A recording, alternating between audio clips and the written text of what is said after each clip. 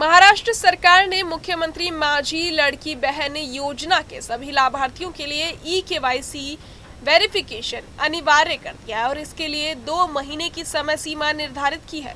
इस आदेश के बाद हजारों लाभार्थी तुरंत ई-केवाईसी कराने में जुट गए हैं, लेकिन इस बीच खबरें आई हैं कि कुछ फर्जी वेबसाइटें भी चालू हो गई हैं जो इस प्रक्रिया का गलत फायदा उठा सकती है।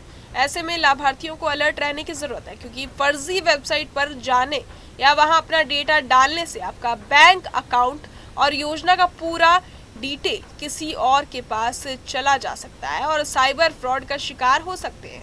अधिकारियों ने साफ कहा कि ई-केवाईसी केवल सरकारी आधिकारिक पोर्टल ladkibhin.maharashtra.gov.in पर ही करना चाहिए और गूगल पर सर्च करते समय आने वाली अन्य वेबसाइटों जैसे कि hubcommerce.in या अन्य नकली साइटों से बचना चाहिए। गलती से अगर कोई इन नकली वेबसाइटों पर जाकर केवाईसी करता है तो उसके अकाउंट से पैसे निकल सकते हैं और उसे बड़ा नुकसान हो सकता है।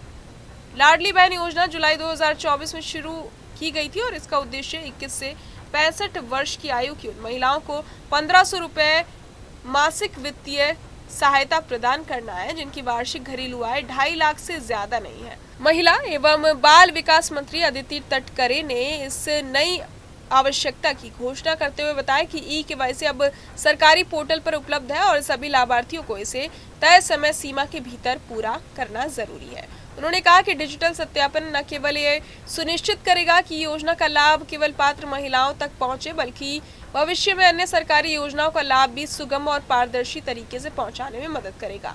सरकार ने स्पष्ट किया है कि लाभार्थियों को अपने बैंक अकाउंट में सीधे वित्तीय सहायता प्राप्त करने के लिए 2 महीने के अंदर आधारित प्रमाणीकरण पूरा करना होगा, अन्यथा उनके लाभ रोक दिए जाएंगे।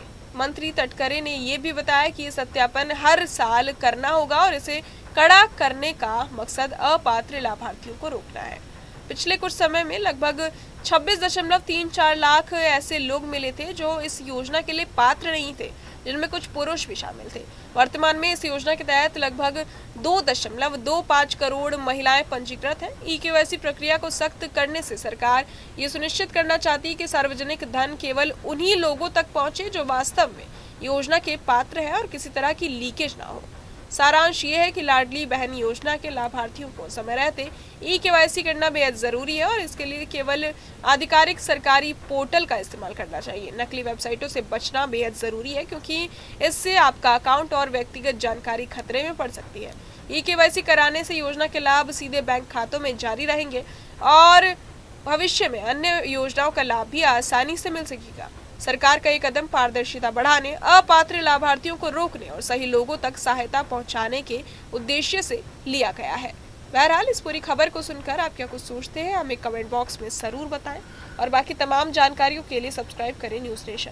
जहां भक्ति है हर शब्द में, कथाओं में छिपे हैं दिव्य रहस्य और ज्योतिष देता है जीवन को दिशा। धर्म से जुड़ी हर बातों को जानने के लिए हमारे चैनल स्तुति को सब्सक्राइब करें। चैनल पर जाने के लिए इस लिंक पर क्लिक करें।